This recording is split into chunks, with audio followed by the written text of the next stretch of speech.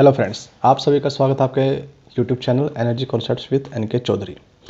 दोस्तों, आज हम बात करेंगे डिफरेंशियल प्रोटेक्शन ऑफ ट्रांसफार्मर। इससे पहले वीडियो में हमने बात की थी कि डिफरेंशियल प्रोटेक्शन क्या होती है, उसका बेसिक प्रिंसिपल क्या है। आज हम बात करेंगे डिफरेंशियल प्रोटेक्शन ट्रांसफार्मर में कैसे काम करती है। तो दोस्तों, अगर आप नए हैं तो हमारे चैनल को सब्सक्राइब कीजिए। इसमें आपको सीरीज़ बाय सीरीज़ वीडियोस मिलते रहेंगे, जिसका लिंक पिछली वीडियो से होगा। तो सभी कंटेंट आपको मिलते रहें, इसलिए आप चैनल को सब्सक्राइब कर दीजिए और नोटिफिकेशन दबा दीजिए ताकि आपको टाइम पे अपडेट मिलते रहें। तो आइए हम शुरू करते हैं। सबसे पहले डिफरेंशियल प्रोटेक्शन के कनेक्शन हम कैसे करते हैं। जैसे कि मैंने आपको दिखाया था, सिंपल एक बेसिक स्ट्रक्चर होता है समझने के लिए कि एक सीटी यहाँ है, एक सीटी यहाँ है, बीच में डिफरेंशियल रिले। इन दोनों सीटी के बीच के करंट के डिफरेंस जब आएगा तो आपकी डिफरेंशियल रिले पिक हो जाएगी।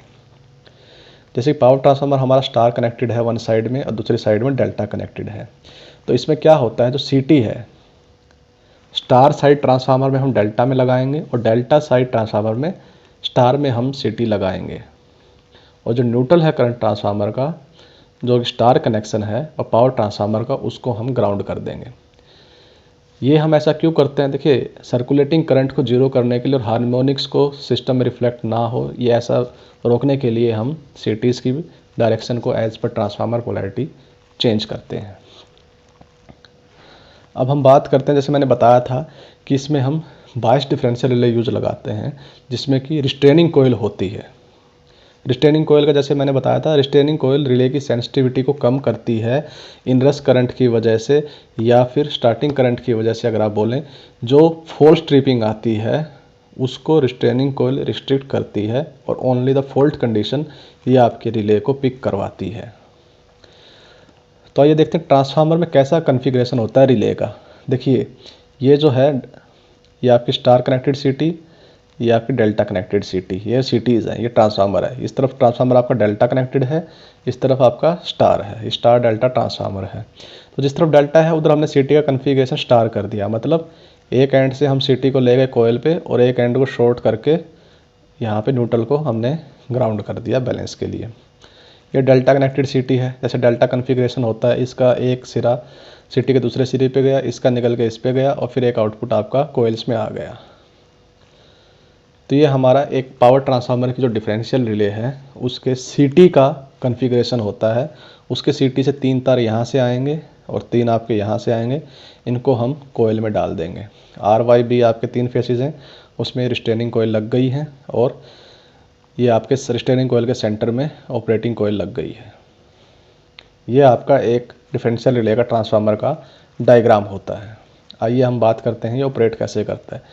देखिए, ये ब्रीफ डायग्राम है डिफरेंशियल रिले का, जो इंटरनल डायग्राम होता है। जैसे आप देख सकते हैं, ये आपके 3 मैंने आपको बताया था, ये रिस्ट्रेनिंग कोयल्स हैं और ऑपरेटिंग कोयल यहाँ पे लगी है। तो एक करंट का difference I A minus I B, मतलब आई ए इसका करंट, आई बी इसका करंट। मान लीजिए इसमें 5 एम्पियर है, इधर 5 एम्पियर है। 5 माइनस 5 0 एम्पियर जब आपका फ्लो करेगा, यह रिले ट्रिप नहीं करेगी, कोयल ऑपरेट नहीं होगी। कोयल को ऑपरेट होने के लिए करंट चाहिए। अब यहाँ पे जैसे ही आपका फॉल्ट होगा, आपका एक करंट वेरी करेगा। मान लीजिए सेकेंडरी करंट वेरी करता है, जैसे ही इन दोनों के डिफरेंस में मैग्नीट्यूड में आएगा, जैसे 5 एम्पियर आ गया, मान लीजिए यहाँ पे 5 एम्पियर है, यहाँ पे 10 एम्पियर है, लाइन में 5 एम्पियर फ्लो किया, तो रिले आपकी ऑपरेट हो जाएगी, कोयल ऑपरेट हो जाएगी और आपके सिस्टम को ये ट्रिप करवा देगी। इसकी वर्किंग जैसे कि मैंने आपको बताया है अभी, वही सेम चीज़ें हैं। ऑपरेटिंग कोयल्स में जब कोई भी करंट फ्लो नहीं करेगा तो आपका सिस्टम हेल्दी रहेगा। जैसे ही कोई इंटरनल फॉल्ट अक्कर होगा, मान लीजिए ट्रांसफार्मर की वाइंडिंग में कोई फॉल्ट आया है, तो आपका जो करंट है वो अनबैलेंस हो जाएगा। ऑपरेटिंग कोयल के अंदर से करंट फ्लो करना शुरू कर देगा, क्योंकि पहली सीटी और दूसरी सीटी के करंट में डिफरेंस आएगा। तो जैसे ही उसके अंदर से करंट फ्लो करेगा, रिले आपके मेन सर्किट ब्रेकर को ट्रिप करवा देगी। अब इसके साथ कौन कौन सी प्रॉब्लम जुड़ी होती है। देखिए, कई बार क्या होता है, जैसे ही हम ट्रांसफार्मर को चार्ज करते हैं, आपने शट डाउन लिया, काम किया, ट्रांसफार्मर को चार्ज कर रहे हैं, आपकी डिफरेंशियल रिले ट्रिप मार जाती है। वो उसको बोलते हैं, कई बार वो फोर्स ट्रिपिंग ट्रिप मारती है। क्योंकि जैसे ही हम ट्रांसफार्मर को चार्ज करते हैं, एक इनरस करंट दौड़ता है, जैसे स्टार्टिंग करंट जिसको बोलते हैं, वो लगभग फुल लोड से 10 गुना होता है। उस दौरान जो करंट का मैग्नीट्यूड है प्राइमरी वाइंडिंग का और सेकेंडरी का, वो अलग अलग होता है और डिफरेंशियल रिले आपकी उस मैग्नीट्यूड के आधार पे ट्रिप मार जाती है। तो कई बार ये प्रॉब्लम इससे जुड़ी होती है। इसको हम दूर कैसे करेंगे? इसमें देखिए कई जगह हम किक फ्यूज लगाते हैं, जैसे वर्ड है किक फ्यूज। रिले की ऑपरेटिंग कोयल के सीरीज में किक फ्यूज लगाते हैं और एक टाइम लिमिट टाइप का फ्यूज होता है। तो जैसे ही हम ट्रांसफार्मर को ऑन करते हैं, ये कुछ टाइम के लिए ट्रिप नहीं करता और इतनी देर में आपका इनरश करंट डाउन आ जाता है और आपकी रिले पिक नहीं करती है। दूसरा मेथड क्या है, जो सबसे ज़्यादा यूज होता है रिले में आजकल, इन्वर्स या IDMT टाइप की हम रिले ले लेते हैं, जिसमें स्टार्टिंग में जैसे ही आपका इनरश करंट जाता है तो हम उसमें टाइमिंग डाल देते हैं। उस टाइमिंग तक हमारी कोयल जो है पिक नहीं होती, उसके बाद यह करंट को रीड करना स्टार्ट करती है। तो मोस्टली अब जो रिले है वो हमारे फॉल्ट सर्किट में ही ट्रिप करती है। तो दोस्तों ट्रांसफार्मर में रिले, डिफरेंशियल रिले क्या होती है, कैसे काम करती है, मैंने अभी बताया है। डिफरेंशियल रिले मैग्नीट्यूड को तो आपके देखिए करती ही है। कई बार क्या होता है, हमारे साथ भी हुआ है, जैसे आप काम करते हैं, आपने पूरा ट्रांसफार्मर खोला एक साइड से, वापस से आपने टर्मिनेशन कर दिया और जहाँ पे आपके GIS टाइप के स्विच यार्ड है तो वहाँ पे L टाइप का क्लैंप होता है। कई बार वहाँ से आपके RYB की रोटेशन चेंज हो जाती है। तो जैसे ही आपकी रोटेशन चेंज होगी, आपका फेज सीक्वेंस चेंज हो गया। फिर अगर आपका प्राइमरी और सेकेंडरी का फेज सीक्वेंस मैच नहीं कर रहा है तो आपकी डिफरेंशियल रिले ट्रिप करेगी।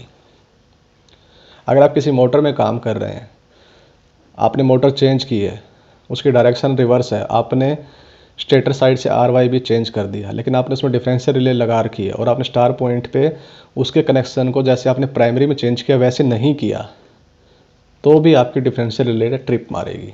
आपको फेज सीक्वेंस को मैच करवाना होगा। तो डिफरेंशियल रिले दोस्तों सिर्फ डिफरेंस पे ट्रिप मारती है, इतना समझ लीजिए। फेज सीक्वेंस में डिफरेंस होगा तो डिफरेंशियल रिले ट्रिप करेगी। प्राइमरी और सेकेंडरी के करंट के बीच में डिफरेंस होगा तो डिफरेंशियल रिले ट्रिप करेगी। कई बार डिफरेंशियल रिले फॉल्ट स्ट्रिपिंग दे देती है स्टार्टिंग में, जैसे कि हमने बताया। उसको आपको देखना होगा फिजिकली कि ये फॉल्ट स्ट्रिपिंग है या सही में कोई फॉल्ट जनरेट हो रहा है। इसके सिवा डिफरेंशियल रिले में और कुछ नहीं है। यही डिफरेंशियल रिले की वर्किंग होती है। उम्मीद करता हूँ आपको वीडियो पसंद आई है। Thanks for watching. अगर आपने कंप्लीट वीडियो देखी है तो थैंक्स फॉर वॉचिंग इट और आपका कॉन्सेप्ट क्लियर हुआ होगा। अगर आप नए हैं तो सब्सक्राइब कर दीजिए चैनल को। नेक्स्ट कंटेंट में हम अब ट्रांसफार्मर के PRV के बारे में बात करेंगे। PRV कैसे ऑपरेट होती है और PRV का मेंटेनेंस कैसे करते हैं, चेक कैसे करते हैं ड्यूरिंग द प्रिवेंटिव मेंटेनेंस। तो दोस्तों आज के लिए इतना ही। Thank you.